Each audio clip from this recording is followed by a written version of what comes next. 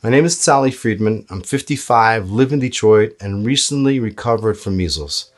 I need you to hear my story, the Detroit measles story. In early March, we were informed by the county officials and local media that a visitor to our community with measles had been to several synagogues. No special instructions were given. 2 weeks later, I had what seemed like the flu, but as I'm fully vaccinated, neither I nor my doctor had any reason to suspect I had measles. However, 2 days later, I had a rash and sores in my mouth. My doctor immediately called the health department and they came to my house within an hour. What I learned from the county nurse was shocking. In 1957, it became standard to provide a single MMR injection. It was not until '89 that they mandated the necessary second MMR. Not only that, they had not perfected the vaccine until sometime in the 70s. I and most of the 41 others from our community who came down with the measles had only received a single first-generation vaccine.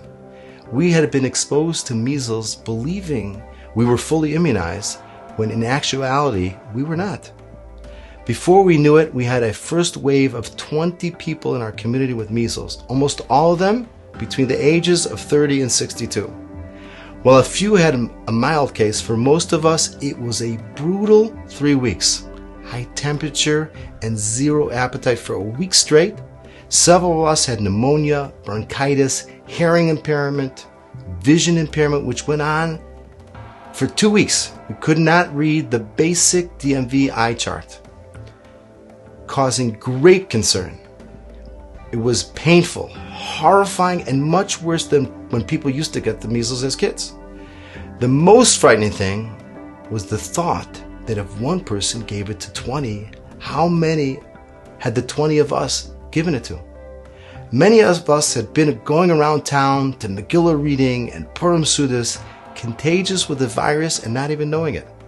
Could the 20 of us have given it to 400? Baruch Hashem, the health department, our Hatzalah, and Vada Rabbanan got into high gear and created a comprehensive and rapid response of mass education and immunization. Within days, over 2,000 people received free immunizations conveniently provided by our county health department right at the Young Israel.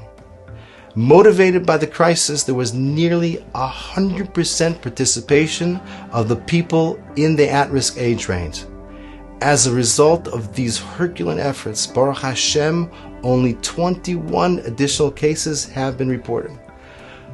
One of the most important concerns to bear in mind is that the Orthodox community is extremely and uniquely vulnerable to an outbreak because simply we go to the synagogue multiple times a day and we travel extensively, both domestically and internationally, for holidays and family celebrations.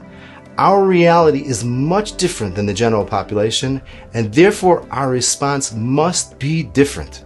We can't afford to wait for a full-blown crisis.